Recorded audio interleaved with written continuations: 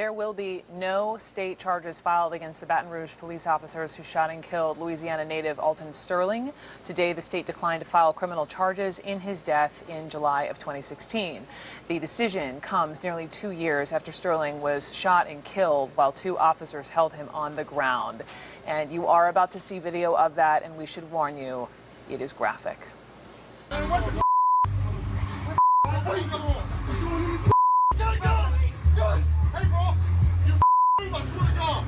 Big buck! Big buck! Get on the ground!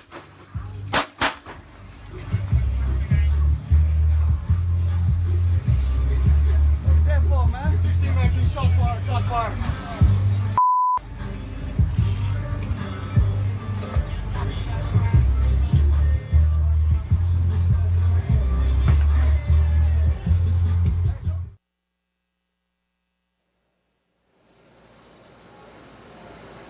Sterling's aunt, Vita Washington, says it is hard to understand how prosecutors, after seeing that video, could not hold the police officers accountable.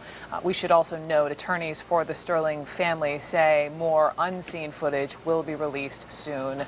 Vita Washington is with me now. Ms. Washington, thank you so much for taking a moment today. I cannot begin to imagine what you're thinking, what you're feeling. Will you tell me? I mean, I saw you outside the courthouse today saying, until they stop, we're going to stand. Tell me what you mean. What I meant was, we don't have anybody to go to. The police department, they swore to serve and protect us, and yet they're coming out murdering us. Until we have somebody that we can come to, there's not going to be anything stopped. There's not going to be any stopping and killing in the streets. They're not going to stop. They don't have anybody they can go to. They don't have anybody that they can confide in about things that's going on. So, you know, they handle it on their own. They're going on their own doing things, which I'm not in total agreement with it. We have to stop this black on black killing. I don't think that murder is good on any hand. Whether it's black on black, white on white. I don't think murder is of God. I think it's of the devil, especially what Salamone did. And they said that they don't find any fault in it. I think there's a problem there. No charges brought. That was the decision from the Attorney General in Louisiana, Jeff Landry. Can you just tell me, what did prosecutors tell your family before that news conference today, Vita? Will you just walk me through that? Well, I walked in, they had already started the meeting. But when I got in, Jeff Landry looked like he was sitting in his living room. He was comfortable. I mean, just like he was reading a script that was already rehearsed. We knew that they weren't going to charge these police officers. That's why you didn't see anybody falling out, screaming in disbelief. We knew that he was not going to find Salamone and Blaine guilty of anything. How did you know? We knew this already because Baton Rouge, we don't have anybody sitting in a seat from the mayor, the government. We don't have anybody sitting in a seat that's for the people, for the real people. We don't have that. This is a political thing that happened today. It wasn't about the people. It was just showing who had the bigger hand, which they think they have the bigger hand, but they really don't.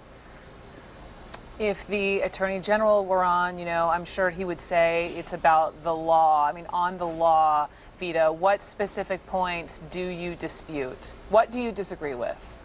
All of it. All of it. They're a bunch of liars. When Alton's body was laying on the ground, the city police department was out there doing all kind of stuff, tearing the man's store down, trying to get the other video, which they couldn't get, but they tore his store up. You know, they were taking stuff away, putting stuff out, and you know, we were watching them do all this before the other police officers came out. The city was doing all this. They had no business touching anything, but they did. Therefore, that led me to believe that they were covering up something. But I tell you, it's going to come to a point where everybody's going to be held accountable for their actions. And it's not by my hand and not by my might, but you're going to pay for what you did. And it's just that simple. Let me play. This is Jeff Landry, the Attorney General in Louisiana, speaking. After a thorough and exhaustive review of the evidence, the facts that can be established beyond a reasonable doubt, the law and jurisprudence of the state of Louisiana, and the obligations of prosecutors under the Code of Professional Conduct, the Louisiana Department of Justice cannot proceed with a prosecution of either Officer Lake or Officer Salamone. Vita, let me ask you about the Department of Justice, because this is a whole other level of investigation. It was July of 16 when you lost your nephew.